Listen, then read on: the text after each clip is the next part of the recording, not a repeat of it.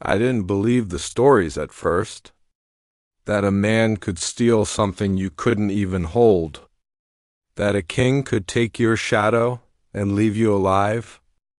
But I've seen what happens when it's gone, and if you're listening to this, I need you to do one thing. Look down. Make sure yours is still there. I arrived just before sunset. The kingdom looked wrong. Not broken, not ruined, just incomplete. At first I couldn't understand why. Then I saw it. No shadows. Not beneath the guards, not behind the walls, not even under the horses. The ground was empty, like it refused to remember anyone who walked on it. Except me. My shadow stretched behind me, longer than it should have been, and for a moment, I swear it moved before I did. An old woman grabbed me before I crossed the gate. Her fingers were cold, too cold. "Cover your feet before the sun disappears," she said. I laughed a little. I thought she was mad. "Why?" I asked. She leaned closer, and I wished she hadn't. "Because the king collects what the light leaves behind. No one here trusts the night. I learned that quickly. Windows are sealed before dusk, curtains thick as walls. People don't speak after sunset. They don't even look at each other. And everywhere I go, I feel like I'm being watched, not by people, but by something lower, something that follows close to the ground.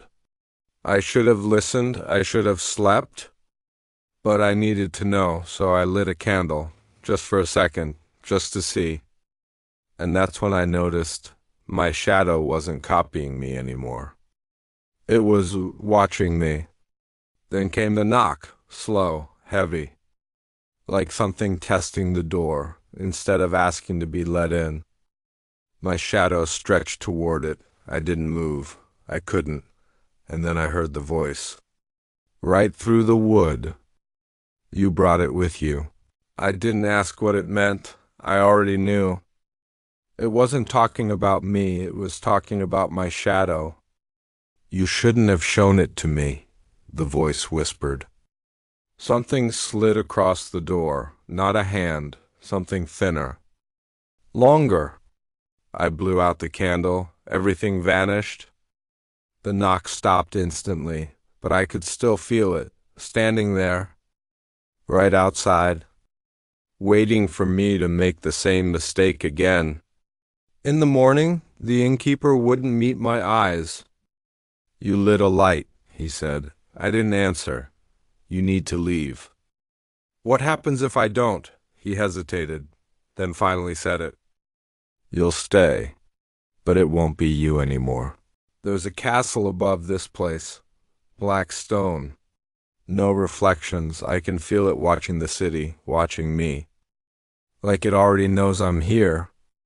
Like it's waiting. I met a little girl today. She smiled at me. It didn't feel right. I looked down. She didn't have a shadow. "What happens to people who lose them?" I asked. She tilted her head. "We don't leave. I saw them last night, walking after dark, slow, quiet. Empty. Their eyes are open, but there's nothing behind them.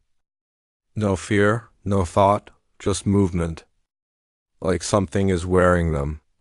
He came out of the castle at night. I didn't mean to see him. I wish I hadn't. He doesn't have a shadow.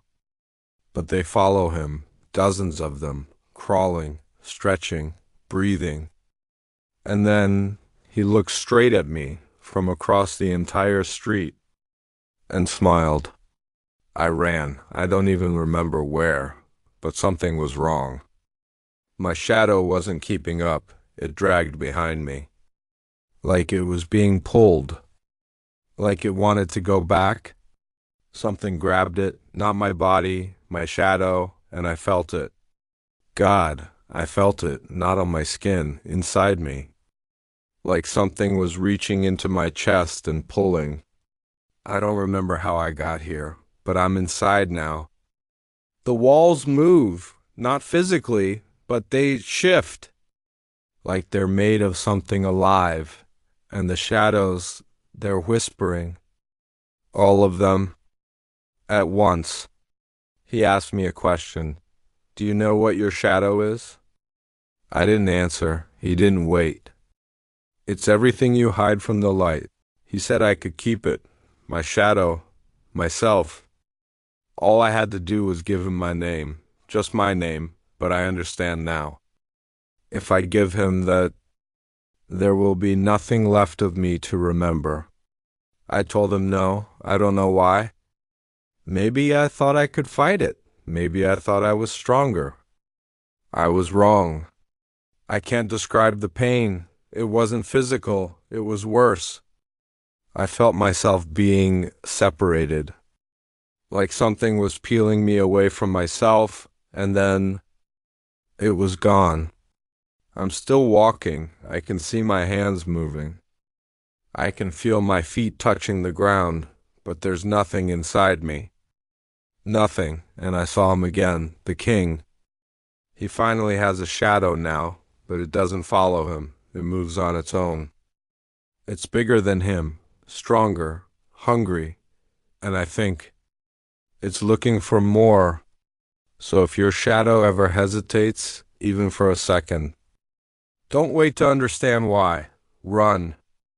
Because once it stops belonging to you, it never comes back.